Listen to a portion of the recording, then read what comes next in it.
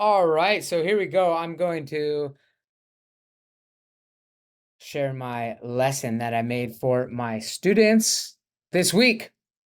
And I titled it Harvest, Algae, and Cats because, well, those are the themes that came up. First, if you remember from a little over 4 months ago, we planted rice and we've been growing it. And then I shared that process, and I have one video. I've shared this already on social media, but I'll share it here in case you're not watching it. And I talk about how how enjoyable it was to grow our own rice. Now, we haven't even finished the entire process. We had to take off the husk, the outer husk, but then the actual like shell of each individual rice as well will have to be taken off. By that, we'll put it in a clay pot and mash it, and then we can kind of blow the shell off. So this starts out as I do with every lesson, just a way to talk about my week. My students all are preparing for their last final exam, but some of them have completed all their final exams. It is the Spring Festival vacation right now for Chinese students. The Spring Festival's in February, but this is their long holiday, second to the summer holiday.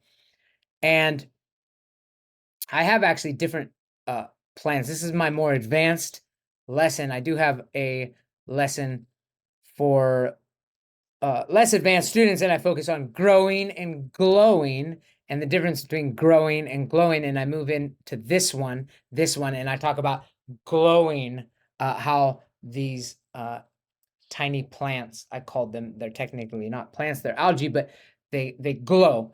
But in this lesson, the advanced lesson, we're going to use the more difficult. This is the more difficult lesson. Most of my students are advanced. I am willing to create lessons for students if they're really good, they're just younger, they're bright, they're smart, and I provide an easier version of this lesson.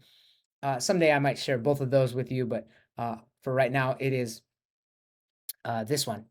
And I like changing it up, not just having long passages where we read and looking for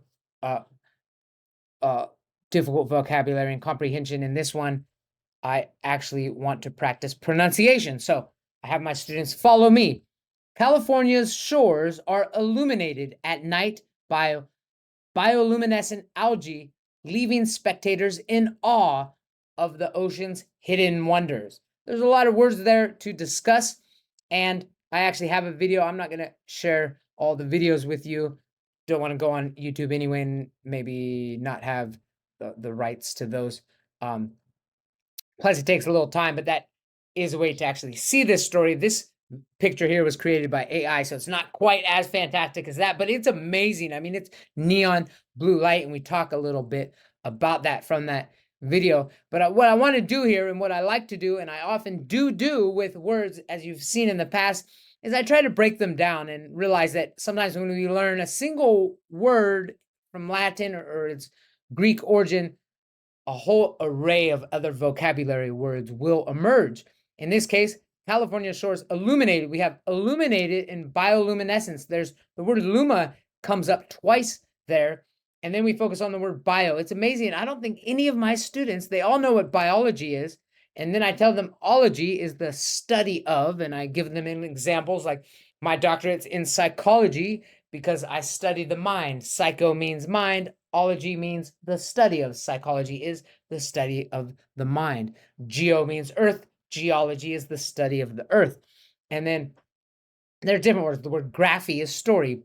Therefore, geography is the story of, or the history of the earth. Now, in bio, it's amazing. Sometimes when you look at these difficult words, you think that they have some difficult meaning. No, they're very simple, actually. Bio simply means life. So there's words like biography. Again, that's the story of somebody's life. And then I focus on 4 advanced words that use the word bio, and I always have my my Google Translate to show them, so make sure they're getting the right word here. The first word is biodegradable. Talk about what degradable is. Degrade is to become lesser in some form, so biodegradable. But sometimes it's easy to just think too abstractly. These words that look complicated are actually very simple. To be biodegradable means it's degradable by life, right? It's able to be broken down naturally by living organisms. And then I ask, what about paper? If I throw paper in the ground, is it biodegradable? They usually understand in that context, yes. Not all paper, of course, if it's going to have like a wax paper and this has a plastic cap, it's not going to be very biodegradable. Again, of course, there's levels of how quickly something biodegrades, but essentially something that is eco-friendly is going to be biodegradable. The next word is antibiotic. Now that's interesting. We know the word anti is like the opposite of or something. So anti-bio, we're talking about something killing something, right? And that's actually true. Another reason why I highly recommend avoiding antibiotics at all time. They are the medicine that can prevent certain bacteria. Of course, if you've got a serious infection, take some antibiotics. I've done it and I will do it.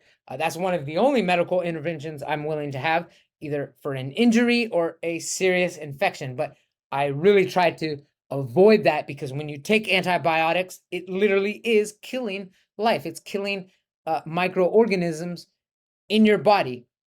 If you've got a lot of bad ones and you want to kill them, you nuke them all, basically. Symbiosis is that's a noun for literally just the interaction between different living organisms, and there can be good or bad. It's not good or bad. I mean, I like to think of a symbiotic relationship as good, but there is different forms of symbiosis, such as parasites, right? There are parasites who feed off you and can harm you. And there are situations with birds eating fruits and pooping out the seeds and fertilizing the seeds to grow into beautiful trees. Of course, is a great way to have a symbiotic relationship. Biofuel is, we know that fuel is like gas or oil, and biofuel, I think, is most fuel is actually comes from living matter, the oils, but there are synthetic oils as well. So biofuel, and we can actually make some biofuel out of like some moss or something, or some sort of, in fact, algae, I think they can be used to create biofuel. So now I'm going to have students, they've learned these words, now fill them. I'm going to just read them. If you want to do it, make sure you read and plug them in quickly. So, to reduce carbon emissions, some buses in the city are powered by biofuel, a renewable energy source made from organic materials. Many environmentally conscious companies are now using biodegradable packaging, which can decompose naturally and reduce waste. After diagnosing the bacterial infection, the doctor prescribed an antibiotic to help fight off the germs. I do always notice, hey, if there's an AN, we know that it has to be the word that starts with a vowel. Sometimes they can do that high stakes testing. Usually don't give you those clues, but it's good to recognize them. And in some cases, the clownfish and the sea anemone have a symbiotic relationship. Notice I did change the word symbiosis to symbiotic. And the fish get protection from predators, while the anemones get food particles from the fish's meals.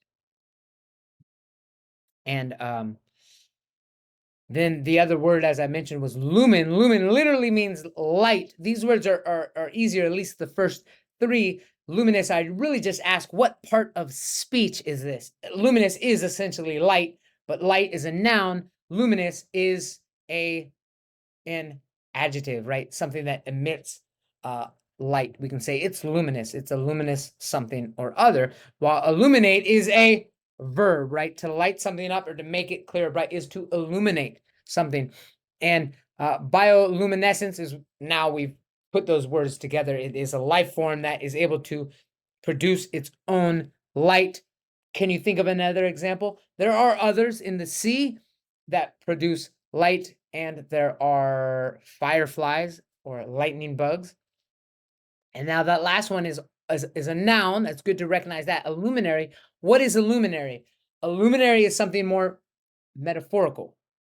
It's a person. And it's a person, we could say that we often, if somebody's smart, we say they're bright, right? And if somebody provides someone with knowledge, we can say they're, you're giving them light. You're lighting up the darkness. The darkness is the absence of knowledge, and the lightness is the knowledge. So in that case, it's a person who inspires or influences, or I would say even teaches somebody, is a luminary in some way. That's a metaphorical term, but it's still a noun, a pronoun, or a proper noun for light. So there we go. We're going to go ahead and close those up, and then put those words that you've just learned in a put them in the words. Put them in. There they are. So now the first one, actually, I tell the students, make sure you read, because there are two words, there are two adjectives that could describe jellyfish that would say it is, that it emits light. However, we'll go ahead and skip that. I tell them to skip that and make sure you choose the best answer. During the power outage, they used candles to illuminate the room, casting a warm glow over the walls. The night sky was clear and with stars shining brightly above. Now that one has to be luminous. It can't be bioluminescence, because bioluminescence, although it's an adjective, grammatically it would work. The stars aren't bioluminescent because they're not life forms creating light, but the jellyfish is. So that's why I use it, and sometimes put the answer that has two answers, or the question that has two answers up front, to make them really, through process of elimination, realize, okay, well, then this one does have to be bioluminescence. The guest speaker, a renowned luminary in the field of astrophysics, captivated the audience with her insights into the universe. There we go. Ready? Then a word from last week we talked about. Some of my students forgot the word, so I made sure, pounded it in there, used a AI created image that actually has all of these, so that doesn't tell you the answer, right? Is it a type of algae that glows in the dark? Is it someone who watches or observes the event? Is it a special kind of telescope for stargazing? Or is it a person who participates actively in sports events? And then there's the thing. Now, of course, a spectator is the person who watches or observes an event. You can have spectators in the Olympics, spectators at a concert, spectators of something small, as the video that I showed, not to you, but in my class, was a video shown on YouTube about these bioluminescent algae in the oceans, and there were spectators in awe. And awe is an onomatopoeia. The root part of awesome is awe, to be filled with awe. Awe. And here we go. The next questions are true or false. The algae light up the shores during the day. That's false, because it's during the night. Spectators are amazed by the glowing shores. I'd say that's true. And you could say the waves, but essentially the waves are crashing into the shore. So I'd say that's true. Now this one, I do like to talk about World Guinness, or when people break Guinness World Records, or in this case, it's a whole event. We've talked about Harbin before. They have an Ice Snow World Festival. I'll read it to you. The Harbin Ice Snow World, a spectacular annual attraction in Harbin, Heilongjiang, China, has made its mark in the Guinness World Records as the largest temporary ice and snow theme park in the world, spanning an impressive area of 8,790,697.3 square feet. The park has been a winter highlight since 1999. This year's edition features over 2,000 intricately crafted ice and snow sculptures brought to life by a dedicated team of more than 10,000 builders who toiled for over a month. So a lot of words there. I definitely like to give the opportunity to read long numbers. Long numbers are read different in different ways. Here, of course, we're going to say the millions. 8,790,697 0.3 or and 3/10. Notice I did not say and anywhere in here. People do that, even native speakers do. Technically, you shouldn't, especially so when there's a decimal or a fraction afterwards, because it would 8,790,697 and 3/10. It doesn't ring right. People will say it, but it's best to read it without using the word and ever. Until the end, you could say 8,790,697 and 3/10. Okay, or 8,790,697.3 square feet. So there we go. We had words like intricately, toiled, just to work really hard. Intricately is very detailed. And I go right into the questions. I ask, what is, oh, that's supposed to be copying. What is the opposite of temporary? And the answer is permanent. Some of them don't know it. First, we'll say, okay, if you don't know what the opposite is, let's just talk about the definition. What does temporary mean? Temporary means something that's going to only last for a short time. Of course, a short time is relative, but in context of a sentence, we can usually figure out what it is. The opposite, what is the opposite of temporary? The opposite of temporary is permanent. Sometimes I just give the definition first. Well, if the opposite of temporary is something that lasts for only a short time, it's something that lasts forever, or at least for a very long time. And that word is permanent. Some of my students didn't know that. I talk about things like permanent marker, right? Why we need to use a whiteboard marker, a dry erase pen, rather than a permanent marker. When we're writing on the whiteboard, I was talk about permanent residency. Me living in Thailand, I'm still a foreigner. I need to renew my visa. I would like to get permanent residency, not quite citizenship, but it does make things perhaps possibly easier. And most countries offer that. So that's something that you know the word, right? Usually this word comes up. Most students have seen the word permanent, but they weren't able to recall it. None of my students, I think, were able to recall when I asked, what is the opposite of temporary? So make sure you remember those words. Easy sentences here. Choose the correct word, temporary or permanent. I'll read them. The rain will stop. It's just a temporary shower. This tattoo is permanent. It will be on my skin for the rest of my life. Of course, we all know you can take tattoos off, but we'll still generally call them permanent, opposed to a temporary tattoo, which of course is just like a little sticker, or henna even lasts a few weeks. The sign on the road is temporary until the construction is finished. By context, so you know that that's temporary. Her move to the city is not for just a few months. It's permanent. Again, doesn't mean you're going to live there forever, but it becomes your permanent resident. True or false, the Harbin Ice Snow World is a permanent fixture in Harbin, China. I like using these words, reiterating these words, make sure they get them, and it's false, right? It is not a permanent fixture. It's in Harbin, which is extremely cold, but of course, it's not going to be ice forever. It's going to melt once the springtime comes. This park has been a popular attraction since the late 1990s. Yes, it's true. Some students got that wrong because I use different wording. Since 1999. Well, 1999 is the late 1990s, so that's true. More than 5,000 sculptures are featured in the park is false. 2,000 was the answer. It took a week for builders to complete the sculptures. False. It took over a month. That was all in the reading. So what record does the Harbin Ice Snow World hold? Is it the most visited theme park, the largest indoor ice sculpture measured in square feet, the largest temporary ice and snow theme park, or the oldest annual ice festival continuously celebrated? The answer is C, the largest temporary ice snow theme park. Then question, what challenges might builders face when creating ice and snow sculptures? This is an open question for my students to think about.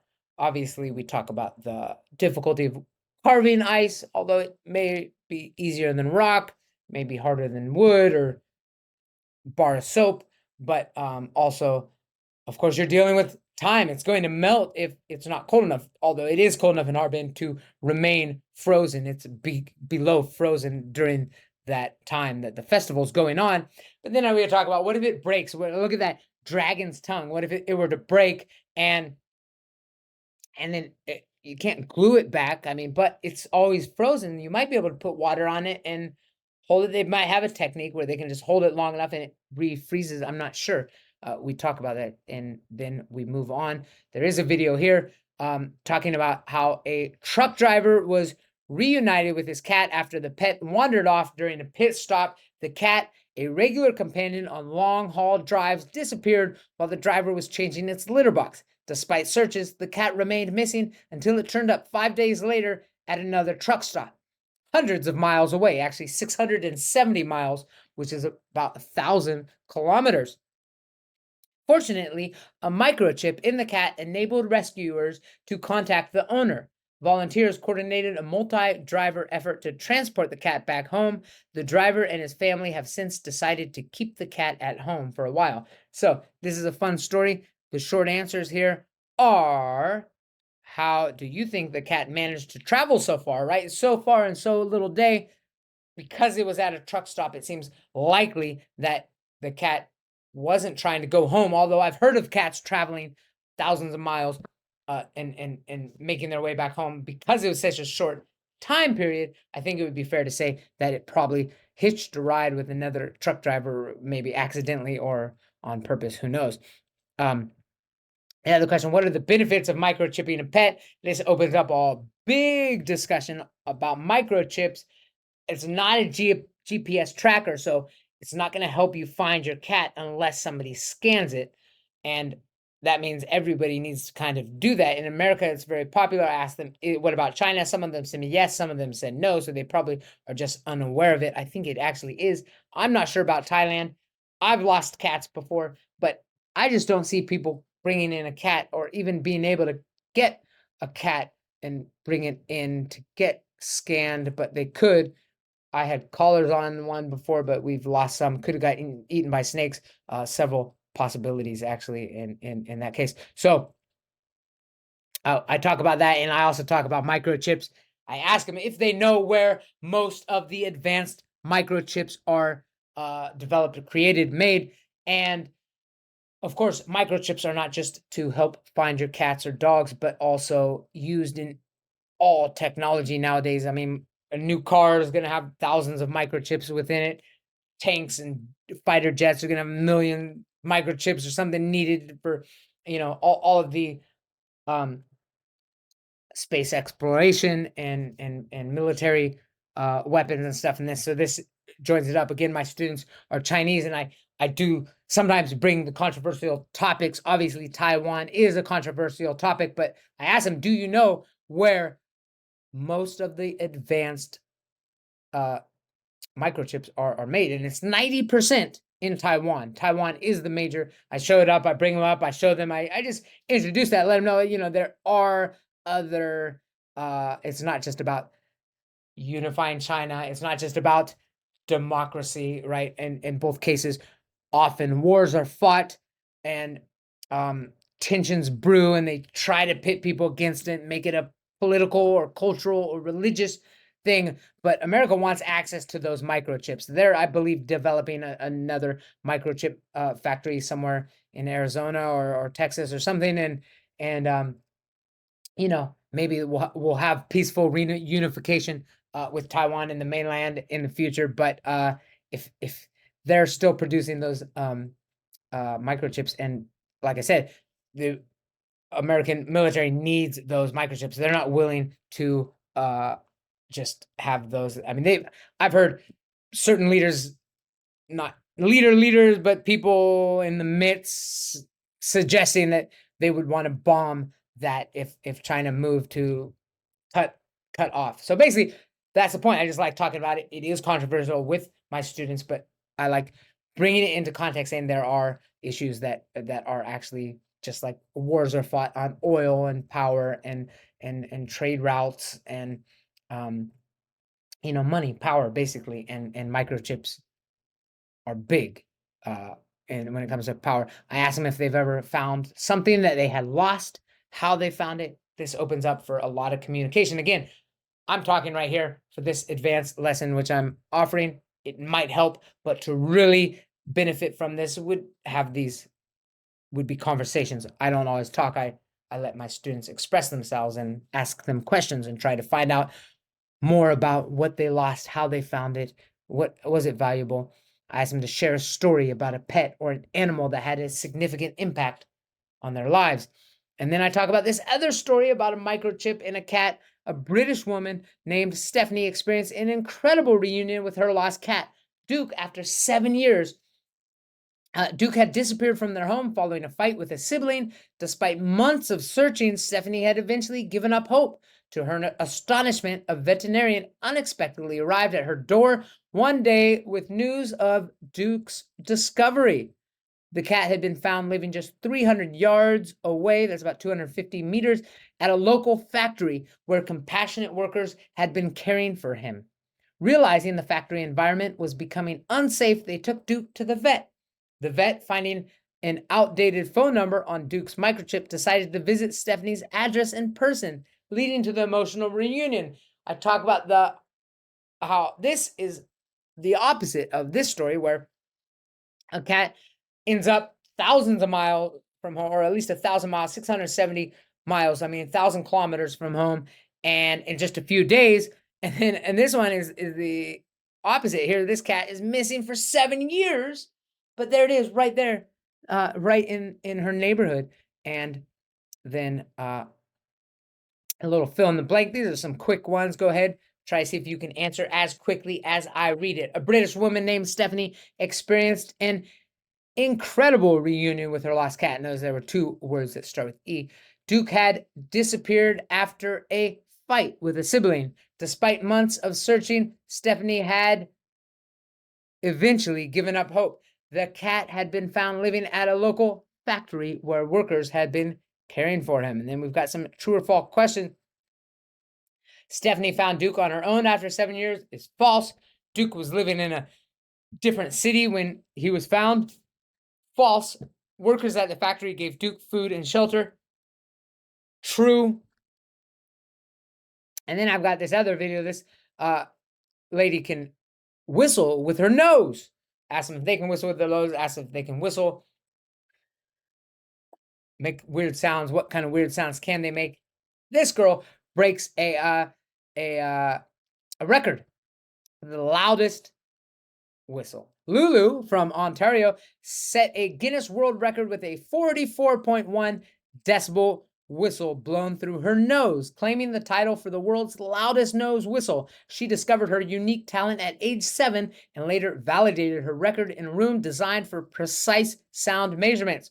Lulu, considering a future attempt to surpass her own record, also mentioned her 5-year-old son has begun to show an aptitude for nose whistling, expressing hope that he might one day break her record. So that's amazing. We talk about genes. It's an interesting thing to be able to do. Now, sometimes people do whistle. I know if I had a cold or something, I've whistled before by accident. Sometimes people whistle in their sleep when they're snoring. So it seems like there is a way, but I can't make myself whistle at all.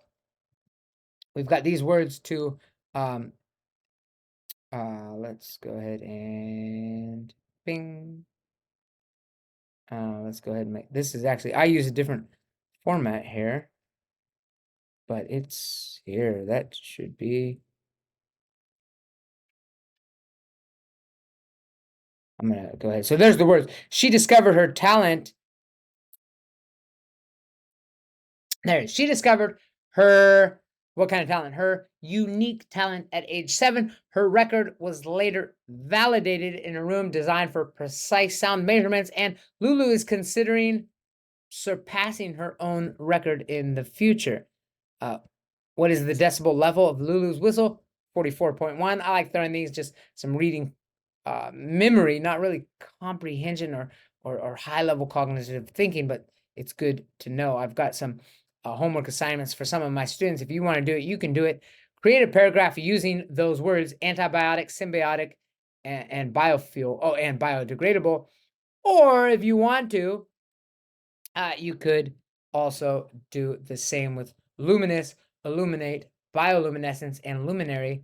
And there we are at 29 minutes and 33 seconds. That's perfect. That's what I want to do, is finish in 30 minutes or less. If you were actually doing the lesson with me, it's an hour, a lot more student talking time. That's how we do it. Bye-bye.